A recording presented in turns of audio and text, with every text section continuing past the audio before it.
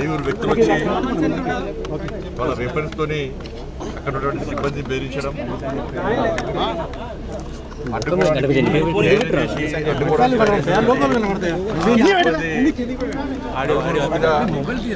కాల్పులు జరపడం చాలా దారుణమైన సంఘటన. వాస్తవానికి దీని దరిదాపులోనే మేము ఉన్నాం. ఈ సంఘటన జరిగే 10 నిమిషాల ముందు రోడ్ ఇనాగ్రేషన్ కోసం నేను పోలీస్ ఆఫీసర్ చాలా మంది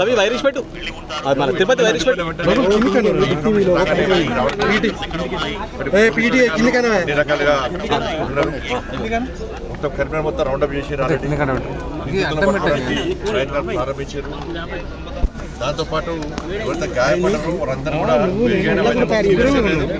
నలుగురు బాగానే ఉన్నారు. మెరుగైన వైద్యం కోసం వాళ్ళని వెంటనే హైదరాబాద్ షిఫ్ట్ చేయాలని చెప్పి నిర్ణయించడం జరిగింది. వాళ్ళందరూ కూడా మెరుగైన వైద్యం కోసం మాత్రమే హైదరాబాద్ తిరుపతి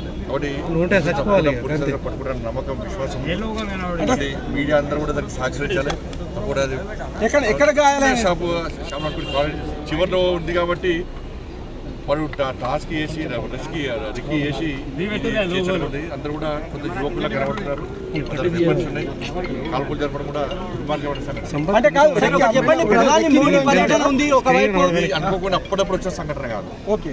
బట్ అధికారులందరూ కూడా ఈ దర్దాపు కానీ కమాండ్ కంట్రోల్ రూమ్ లో సీసీ ఫుటేజ్ కానీ అన్నిటి కూడా అధికారులు చూస్తున్నారు. కూడా మొత్తం అన్ని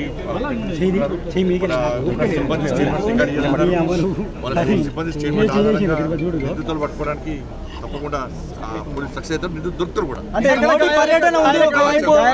తెలుగు హిందీ 2 భాషలు మాట్లాడుతూ చేస్తున్నారు.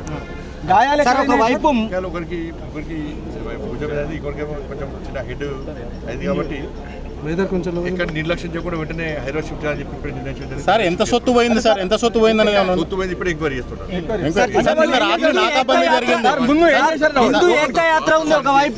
ప్రధాని మోడీ పర్యటన ఉంది, ప్రయత్నం చేశారు సార్. ఆ టెన్షన్ లో వాళ్ళు అడ్డుకున్న వాళ్ళు ఎత్తుకోవాల్సిన బ్యాగ్ ఒకరు కూడా ఇక్కడ పడేసిపోయారు. బట్ దాని రికవరీ ఎట్లా చేయాలో విషయంలో ఇప్పుడే ఎంక్వైరీ చేస్తా ఉన్నారు. 100 మీటర్ల దూరంలోనే మీ కార్యాలయం ఉంటుంది సార్. 100 మీటర్ల దూరంలోనే మీ కార్యాలయం ఉంటుంది. కేంద్ర హోంశాఖ మంత్రి కార్యాలయం ఇక్కడే ఉంటుంది. నిన్న రాత్రి నాకాబందీ పెట్టారు.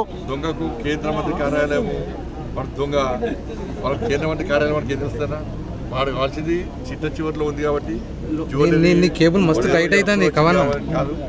ప్లాన్ ప్రకారం వచ్చి చేసుకుంటూ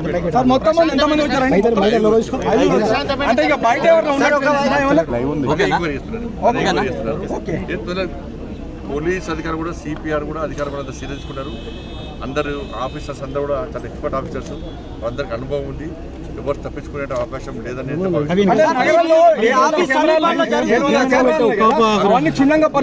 కమాండ్ కంట్రోల్ దగ్గర అందరు పోలీస్ అధికారులు అందరూ కూడా చెక్ చేస్తా ఉన్నారు. సార్ సిపి గారు ఏమన్నారు సార్ మీతో? పోలీస్ అధికారులకు అవకాశం మీతో సిపి ఏమన్నారు సార్? వాళ్ళకి ఇవ్వాల్సింది అందరూ కూడా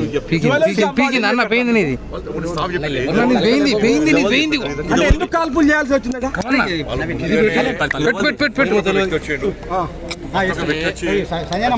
20 గ్రాముల చైన్ కావాలని చెప్పారు.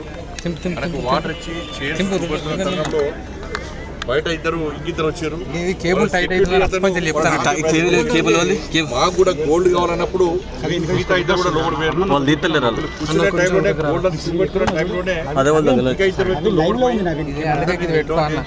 అందరికి కాళ్ళ కట్టేసి వాళ్ళు తెచ్చిన ప్లాస్టర్ మొత్తం అంటేయడం, బ్యాండేజ్ మొత్తం అంటేయడం.